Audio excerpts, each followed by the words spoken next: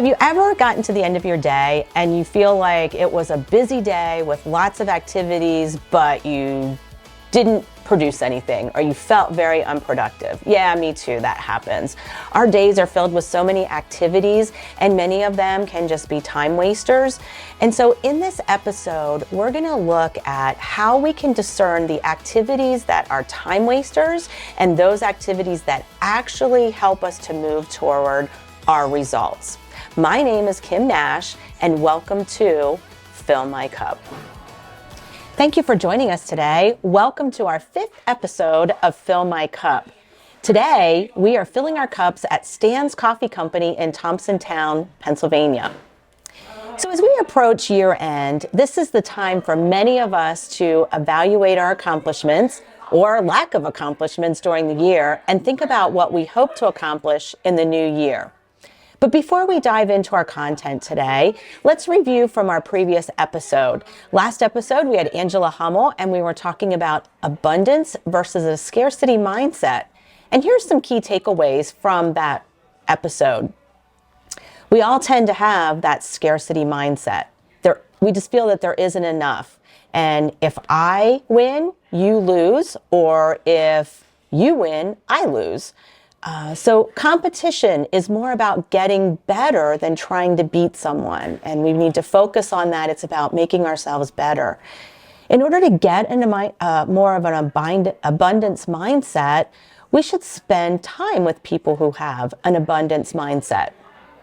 We also can practice more ways to have gratitude, being thankful for what we have. We may not have as many clients or as many sales as we hope for, but we are grateful for those who are clients or the sales that we've been given. And to be more generous towards others. People don't share because they're not generous. It's more because they're afraid of running out, that there won't be enough for me. So hopefully in the last month, you've had an opportunity to practice an abundance mindset.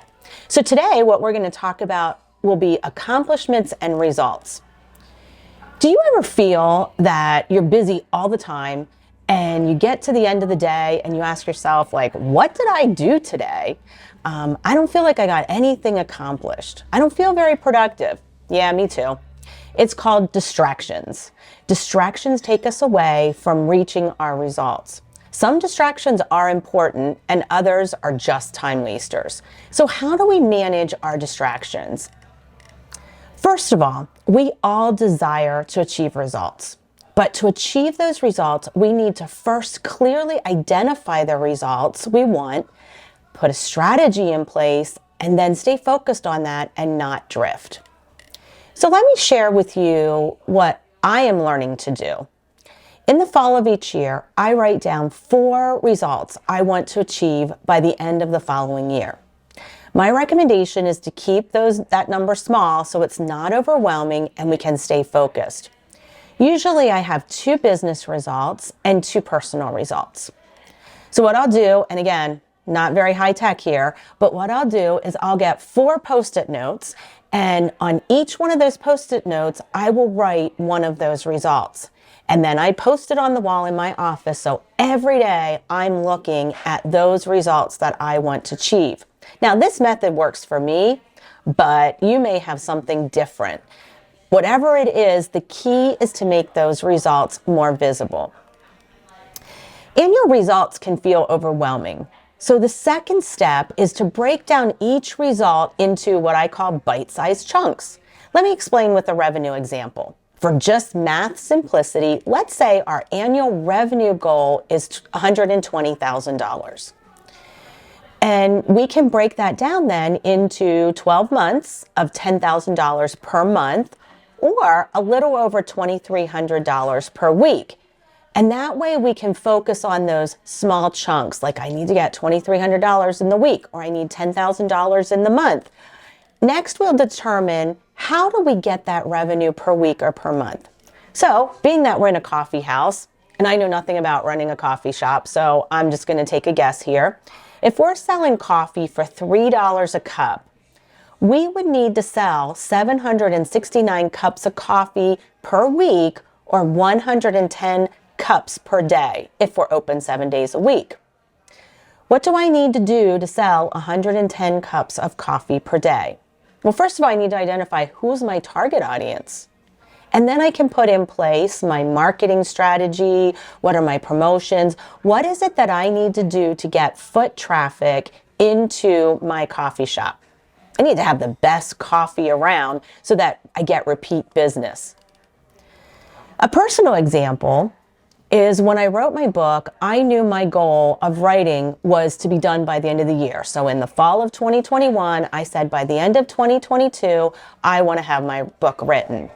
Now, I know that if I didn't break that into smaller steps, I'd be in January, it would be, oh, I have until December. I have plenty of time. Well, then the next thing you know, it would have been February. And I'd be like, oh, December's still 10 months away. I'll be fine. But I knew that I would keep putting it off because I had done that in the past. So instead, what I decided to do was I recognized that there were going to be 10 chapters in my book. And I decided that each month I was going to write one chapter. So every Wednesday morning, I blocked out on my calendar writing time. And that was what I was going to do, was write that chapter. Now, each month has approximately 4 Wednesdays. So I knew if I wanted to write one chapter a month, I needed to write a quarter of a chapter every Wednesday. And that's what I did. I blocked it out on my calendar and I made sure that that activity for that time was to write my book. So after we break down each of our results into smaller chunks, it is time to come to day-to-day activities to stay focused. Let me tell you, there are so many good activities that can distract us, but we have to discern which activity is an opportunity or a distraction. Which activity is going to help us move toward the result that we want? And no matter how good it looks, we have to be able to say no to certain things so that we can achieve our results. I'm pretty sure I've shared before that I'm a people pleaser and I don't like to say no. But if I say yes to everything, my results won't happen and I will get burned out. In this season in my life, I am learning, and I'm still learning, that it's okay to say no to good things. So I have the capacity to say yes to the best things. As a business owner, I get asked for donations, sponsorships, all kinds of business opportunities. People asking me to do things for them. And there are just so many good programs out there. And there's so many of them do so much good for other people, but I just can't do it all. And so I have to learn to evaluate which ones are opportunities that move me closer to my results and which ones are distractions. One for me is networking. I absolutely love to network, and I'd love to spend my days just networking with people all day if I could. And this is an area that I am really trying to work on right now. What are the networks that I need to be involved in? And so I just love to meet people, and there are so many great ways to meet people. But investing in networking can be overwhelming, takes a lot of energy and a lot of time. So it's important to evaluate those networking groups that align with my target audience and my business. So I am still working through that. Another example is today, this is what I'm going to do to move forward to my results. And so each day looking at what are those 1 or 2 things that I need to do to move forward and not be 50 different things I need to do, and just to focus on that. So today I'm doing a vlog. That was what was marked on my calendar. I'm doing a vlog today, and that's what my focus is. We need to step back and take time to evaluate our progress towards our results. We don't want to wait till the end of the year and say, oh, I didn't get where I needed to be. If we are veering off track, it's important for us to get back on track and before we go too far. So last week, if we missed our 769 cups of coffee goal, what can I do to make that up this week? Or maybe I need to identify what happened. Sometimes we missed it and it's outside of our control. Maybe the weather was bad and people couldn't get to our coffee shop. Or maybe the township was paving the road and the road was closed and people couldn't get to our coffee shop. That's okay. We just have to figure out how to sell more cups of coffee at another time. So again, just to kind of wrap up this bite-sized thing that we need to do, we first start with, what are the results that we want? What is it that what you expect at the end of the year? Make sure you limit that number. Sure, there might be 10 things out there that you want to do by the end of next year, but what are the maybe up to 4 that are really important and you need to prioritize? Make those visible. For me, like I said, it's using Post-it notes. Yours might be something different, but make it visible so that you can see it every day so you know what the focus is. And then take that result that you want, whether it's a revenue result or whether it's another business goal or it's a personal goal, and break it down into bite-sized chunks that you can handle. Break it down monthly, break it down weekly, break it down daily. And then identify those practical things that you can do daily or weekly to move toward that result. And you can identify distractions. Somebody's asked me to do something. Is that going to help me move toward my result, or is that a distraction? And take time and your energy to focus towards your result. And then don't forget to evaluate, whether it's on a daily basis or a weekly basis, to evaluate if you're drifting and you need to get back on track.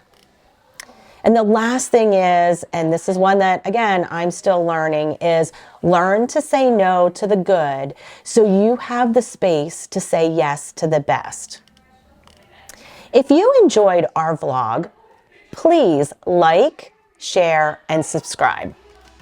Our intent is to fill our cup at a different location each episode. If you have a favorite spot that would be a great place to fill our cup, and we would love to welcome out a free shout out, let us know. Thank you for joining, and I hope you will join us for our next episode. Until next time, please take care and keep filling your cup. Fill My Cup is a joint production of Thrive LLC and Kelly Johnson Photography. Kim's book, Burn the Plow, can be purchased through Amazon, Barnes & Noble, and Books A Million.